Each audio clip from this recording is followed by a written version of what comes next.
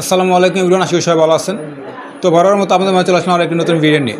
তো আজকে আমাদের ভিডিওটি হচ্ছে এইচপি লেজার প্রিন্টার, যার মডেল হচ্ছে A107 কিংবা 107A। তো আজকে আমরা দেখবো তার টোনার কিংবা ড্রাম সেট কীভাবে চেঞ্জ করতে হয় কিংবা কীভাবে চেঞ্জ করব। যদি এগুলো রিফিল করা যায় না, তো সেক্ষেত্রে আমাদের টোনারগুলো চেঞ্জ করতে হয় কিংবা ড্রাম সেট যেভাবে বুঝি কিংবা যে ভাষা বলি, তো সেক্ষেত্রে এটা আমরা কীভাবে চেঞ্জ করবো। যেহেতু কোনো রিফিল অপশন হয়, সেক্ষেত্রে আমাদের এগুলো প্রতিবার চেঞ্জ করতে হয়, ইনটেক লাগাতে হয়। তো এইচপি ব্র্যান্ডের যে কোনো একটা মডেল হলেই হবে, সবগুলো একই সিস্টেম। তো অনেকেই ভাবতে পারেন যে ভাই আমারটা এই মডেল হয়তো মিলবে না, এমন কোনো কিছু না। সিস্টেম একই, মডেল ভিন্ন হতে পারে। তো বেশি করতে হবে, চলুন যাওয়া যাক মূল ভিডিওতে আর দেখে আসি কীভাবে আমরা আমাদের ড্রাম সেট কিংবা টোনার সেরা।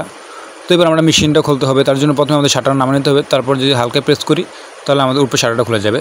তো এখন যে টোনারটা বের করা পালা। তো এই ক্ষেত্রে আমরা জাস্ট উপরে একটা হ্যান্ডেলের মতো আছে, তো এটা দূরে যদি একটু হালকাভাবে উপর দিকে টান দিই তাহলে আমাদের টোনারটা খুলে যাবে।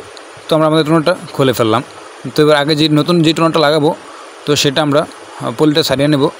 তো এই টোনারটা খোলার পর আমরা কিছু অংশ পাবো যেগুলো আমাদের প্রয়োজন হবে না, সেগুলো খুলে নিলাম। তারপর হচ্ছে ড্রাম সেটের শীর্ষে একটা কভার থাকবে, তো অবশ্যই প্লাস্টিকের কভারটাও খুলে নিতে হবে।